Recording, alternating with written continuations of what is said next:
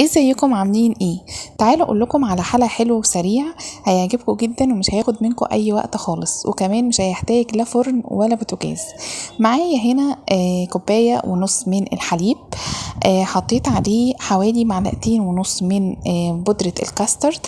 الكيس اللي انتوا شايفينه دوت تقدري تجيبيه من اي سوبر ماركت او من عند اي عطار، وسعره مش غالي ب5 جنيه.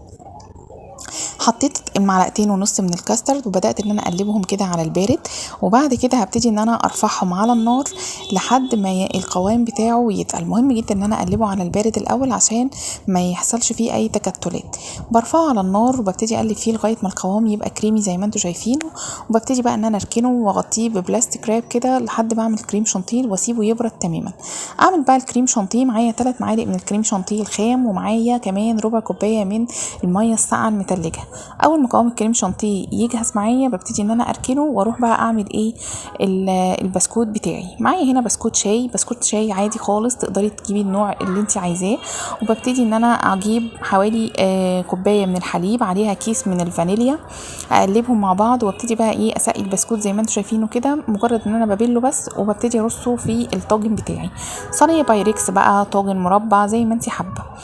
هنا بقى حطيت بعد ما اتاكدت ان الكاستر اللي عندي برد تماما، بنزل بقى بالكريم شانتيه كده عليه وبضربه كده ايه ضربه بالمضرب الكهربائي.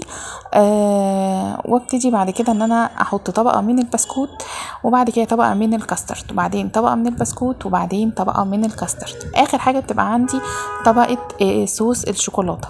صوص الشوكولاته انا بعمله سهل وبسيط، هتلاقي طريقته على القناه. ببتدي احط بقى صوص شوكولاته واحطها، وبعد ما احطها بسيبها حوالي من 2 ل3 ساعات في التلاجة لغايه ما تجمد كويس جدا، وبعدين اطلعها واقطعها واقدمها بالف هنا وشفا. طعمها حلو جدا وخطير.